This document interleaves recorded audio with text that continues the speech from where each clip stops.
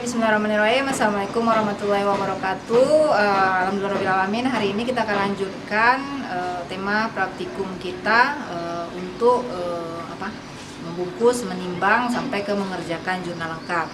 Tapi sebelumnya Ibu perlu tegaskan sekali lagi untuk salah satu tata tertib di laboratorium, yaitu adalah pintu masuknya ke labor farmasetika. Jadi perlu diingatkan sekali lagi, labor farmasetika itu punya dua pintu masuk, tetapi untuk praktikan masuknya nanti di pintu ini yang ada tanda masuk laboratoriumnya, ya. Artinya itu pintu masuk untuk akan mulai praktikum. Nah, pintu yang satu lagi yang di awal kali ketemu labor itu ada khusus untuk hanya jika berkepentingan dengan Ibu ataupun dengan laborannya kayak ini nantinya. Oke, diharapkan mahasiswa mengikuti tata tertib ini, alur ini agar nyaman untuk proses praktikum kita bersama. Karena di sini akan lebih luas untuk dibuka pintunya juga. Oke, terima kasih atas perhatiannya.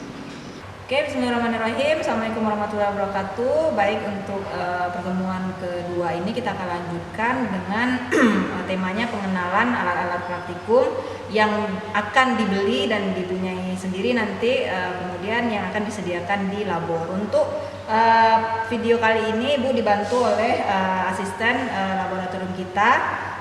Sekarang sudah sarjana farmasi, ya. Oke, namanya Kak Yulinda Anggraini. Nanti mahasiswa sekalian juga akan berkesempatan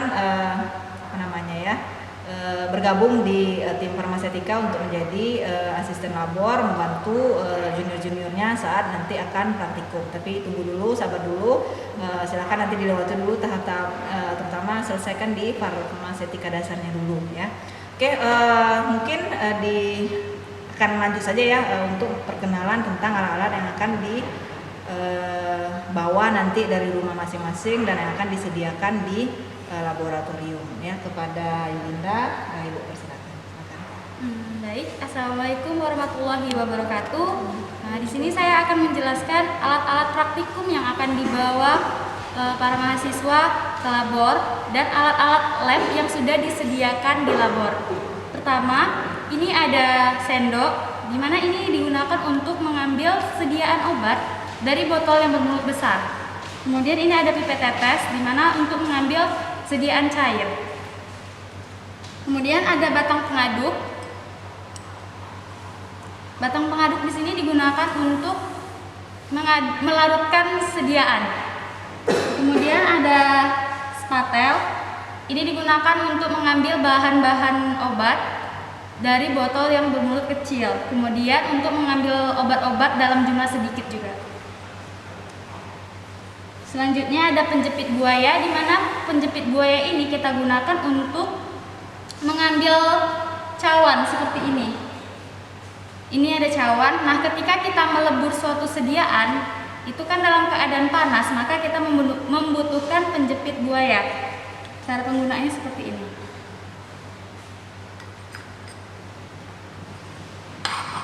Selanjutnya ada anak peluru, di mana ini digunakan untuk menyetarakan timbangan.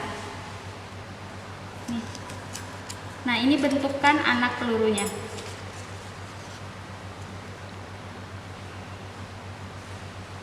Selanjutnya ada anak timbangan miligram, di mana ini anak timbang miligram digunakan untuk menimbang bahan-bahan dalam jumlah sedikit atau kecil dari 1 gram. Nah, di mana untuk mengambil anak timbangan miligram itu kita menggunakan pinset. Seperti ini. Dilarang mengambil anak timbangan menggunakan tangan karena akan mempengaruhi berat dari bahan tersebut. Selanjutnya ada perkamen, di mana perkamen ini digunakan untuk membungkus sediaan-sediaan serbuk dan digunakan juga untuk menimbang.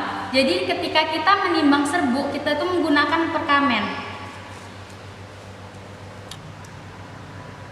Selanjutnya ada plastik klip, di mana di plastik klip ini digunakan untuk menyimpan sediaan-sediaan yang sudah jadi, seperti kapsul, terus ada pulveres. Nah, itu disimpan di sini,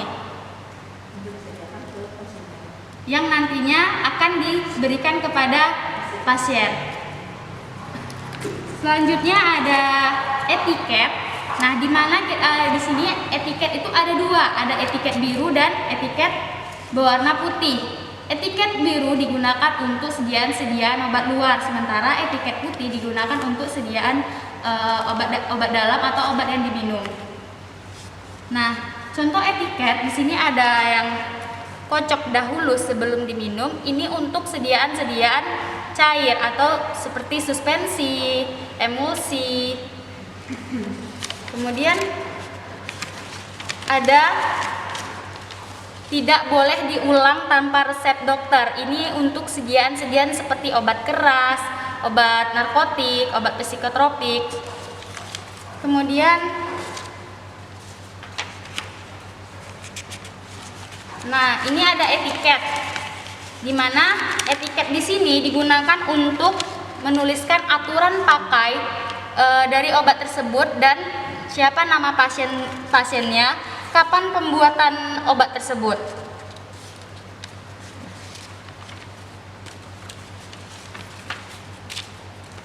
Selanjutnya, alat yang disediain di kit itu ada lap tangan atau sapu tangan, di mana di kit itu sapu tangan ini terdiri ada 4. Nah, sapu tangan ini digunakan untuk yang pertama untuk mengalasi alat-alat yang diberikan, alat-alat yang disediain pada kit seperti sendok, pipet tetes itu diletak di sapu tangan, dialasi dengan sapu tangan. Kemudian ada lumpang dan stamper, itu juga dialasi dengan sapu tangan.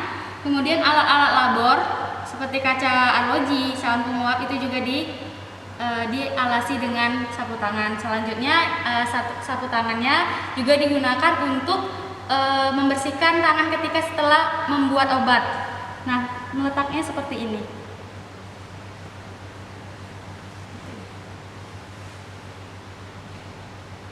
Jadi setelah kita membuat obat kan tangan kita kotor, kita bersihkan seperti ini.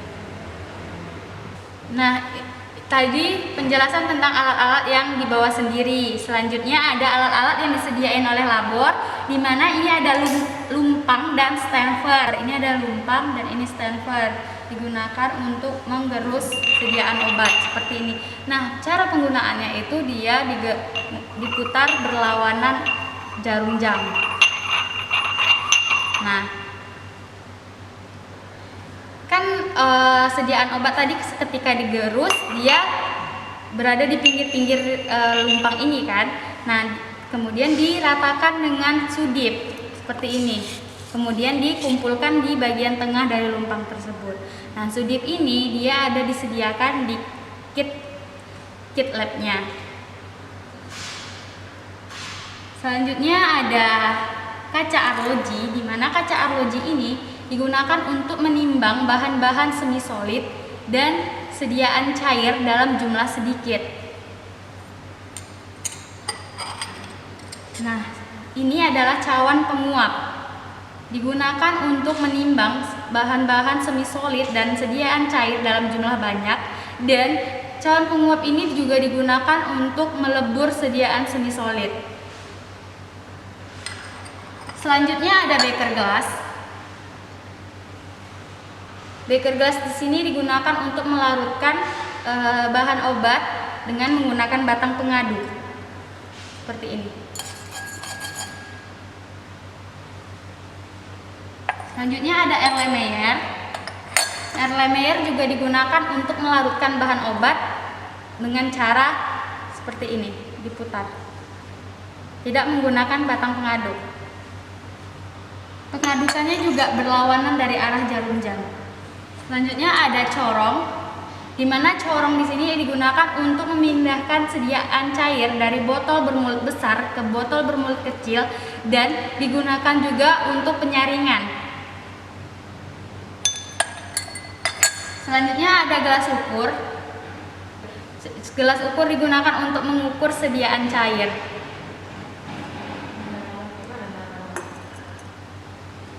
Nah, untuk alat-alat labor, sebelum kita memulai praktikum, hendaknya dicek terlebih dahulu keadaannya. Ada yang retak kah, atau ada yang pecah kah? Nah, nanti alat-alat labor itu ditulis di bon alat praktikumnya, seperti ini. Nah, Nah, di sini ada lumpang dan stemper, bagaimana keadaannya? Baikkah, burukkah, ada yang pecahkah, ada apa diisi. Kemudian ada cawan penguap. Nah, lihat di sini ada ukuran cawan penguap, ukurannya berapa? Jumlah yang disediakan di labornya berapa? Kemudian sebelumnya bagaimana keadaannya, apakah bagus, baik, atau ada yang retak, itu dituliskan di bon alatnya.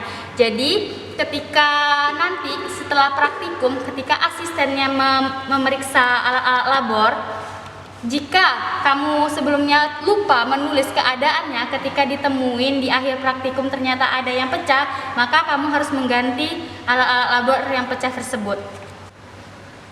Nah, ini ada alat yang disediain di labor, ada anak timbangan gram, di mana dia itu digunakan untuk menimbang bahan-bahan, baik itu sediaan padat, sediaan semi solid maupun sediaan cair, itu menggunakan anak timbangan gram. Nah, di sini anak timbangan gram itu ada yang 1 gram, 2 gram, 10 gram, 20 gram, 50 gram, 100 gram, dan 200 gram. Nah, ini anak timbangan gram itu digunakan untuk menimbang di timbangan gram. Selanjutnya ada anak timbangan miligram,